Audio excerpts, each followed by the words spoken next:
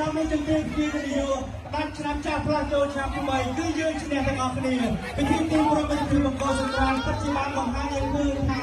មានសាមគ្គីភាពមានការរួមគ្នារបស់អភិបាលកម្ពុជាជាពិសេសព្រឹត្តិការណ៍នៃពិធីបាលព្រឹត្តិការណ៍បង្គោលសង្គ្រាមថ្ងៃនេះពុទ្ធវិទ្យាគូសម្រាប់មហាបវរទៅប្រទេសហ៊ុនម៉ាណែតពិតជាបានបង្ហាញឲ្យឃើញពីការគ្រប់គ្រងរបស់រដ្ឋាភិបាលកម្ពុជា